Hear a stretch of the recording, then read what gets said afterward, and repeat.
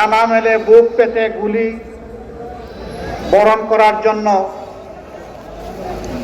সেই মানুষটি হচ্ছে আপনাদের গর্বের সন্তান, দেশ এবং জাতির শ্রেষ্ঠ বীর, আমাদের সন্তানতুল্য আবু সাঈদ। আবু সাঈদ এবং আবু সাঈদের পথ ধরে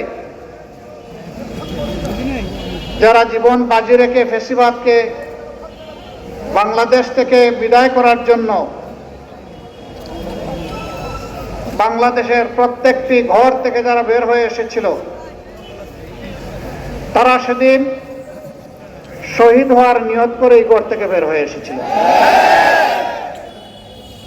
হে শহীদেরা, হে বীরেরা, তোমরা বাংলার আসমানের তারা, তোমাদের মর্যাদা আমাদের কাছে আসমানের এক একটা জ্বলে ওঠা তারার মতো। আমরা সারা জিন্দেগি চেষ্টা করলেও তোমাদের কোনো ঋণ পরিশোধ করা আমাদের পক্ষে সম্ভব নয়। আমরা আজীবন তোমাদের কাছে কৃতজ্ঞ থাকতে চাই। ফ্যাসিবাদ বিরোধী আন্দোলনে যে কয়টি বাঁক ছিল, এর মধ্যে সবচেয়ে বড় বাঁক রচিত হয়েছিল আবু সাঈদের শাহাদতের মধ্য দিয়ে।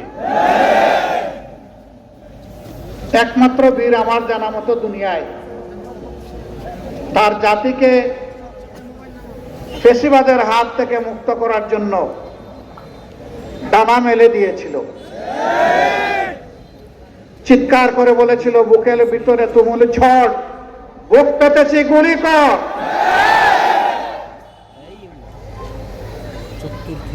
দেশের মানুষকে কলিজা দিয়ে ভালো না বাসলে গুলি বরণ করার এমন কলিজা মানুষের হয় না। অতি সাধারণ পরিবারের একটি সন্তান। আমরা সিদ্ধান্ত নিয়েছিলাম 8 তারিখে যে 9 তারিখ থেকে প্রত্যেকটি শহীদের বাড়িতে যাব ইনশাআল্লাহ। আমি যাব, আমার সঙ্গীরা যাবে, এবং আমরা শুরু করব আবু সাঈদকে দিয়ে। আল্লাহ তাআলার বড় মেহেরবানি, আল্লাহ তাআলা আবু সাঈদের মা বাবার সামনে হাজির হয়ে আমাদেরকে সালাম দেওয়ার তৌফিক দিয়েছিলেন। আমরা নিজেরা গর্বিত হতে এসেছিলাম, তাদেরকে গর্বিত করতে আসেনি। তারা গর্বের জায়গায় আল্লাহ তাদেরকে পৌঁছে দিয়েছেন, আলহামদুলিল্লাহ। এমন সন্তান সমস্ত মায়ের পেটে জন্ম নেয় না, প্রতি ঘরে প্রতি যুগেও হয় না, শতাব্দীতেও হয় না, সহস্রাব্দীতে এমন একটার মুখ দেখা কঠিন হয়। আপনারা ধন্য রংপুরবাসী, আল্লাহ তাআলা সেই গর্বের সন্তানটা আপনাদেরকে উপহার দিয়েছিলেন। আবু সাঈদ চলে গেছে, 11 কোটি মানুষকে জীবন দিয়ে গেছে তার জীবনের বিনিময়ে।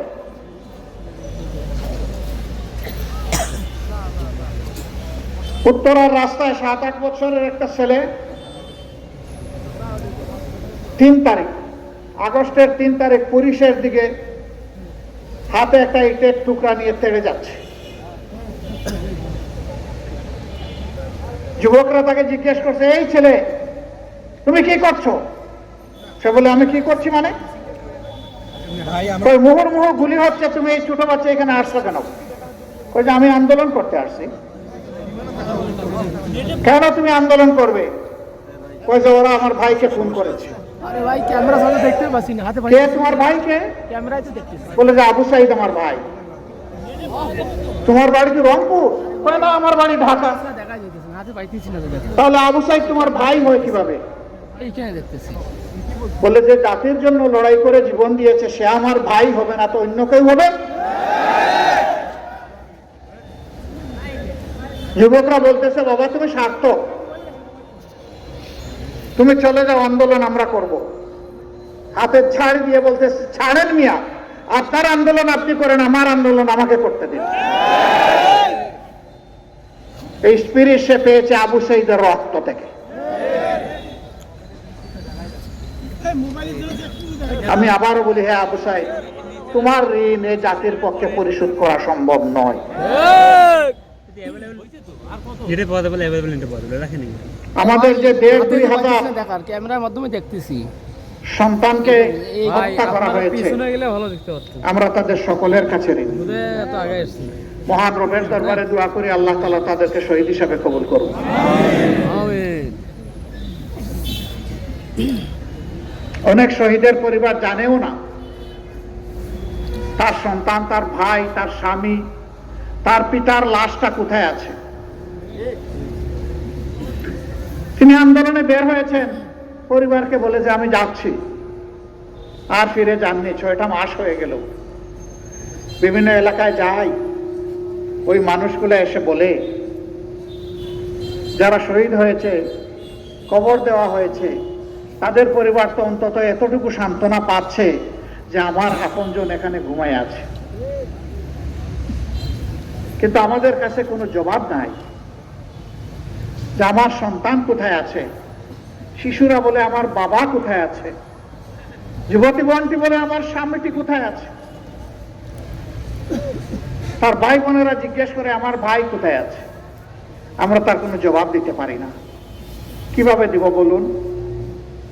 4 তারিখে মানুষ খুন করে ঢাকার আশুলিয়ার রাস্তায় ট্রাকের উপরে লাশগুলাকে ছুঁড়ে মারা হলো।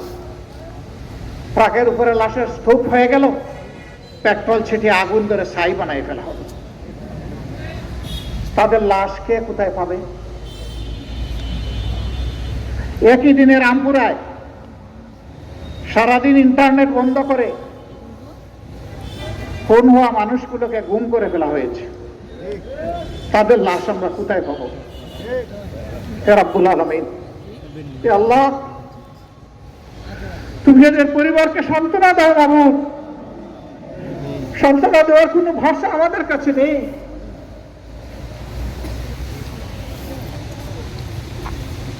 ঢাকার নারায়ণগঞ্জের সাইনবোর্ডে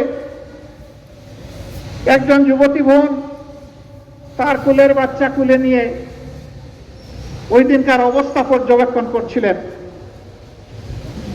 আকাশের হেলিকপ্টার থেকে ছোড়া গুলি এসে তার বুক এফুড় উফুড় করে দেয়।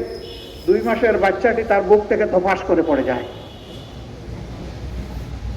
আমরা গিয়েছিলাম আমাদের বাসায়, বাচ্চাটাকে কুলে নিলাম। বাবা একজন গার্মেন্টস শ্রমিক, উনি জিজ্ঞেস করছেন আমার এই বাচ্চাটা তো 2 মাসের মাসুম বাচ্চা, তার মুখে এখনো জবান ফুটেনি, কথা ফুটেনি। এর মুখে যেদিন কথা ফুটবে সেদিন সে কাকে মা বলে ডাকবে?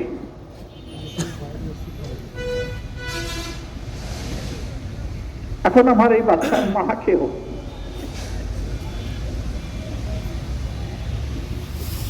আমরা ওদেরকে বলেছিলাম এই দেশে যদি 9 কোটি নারী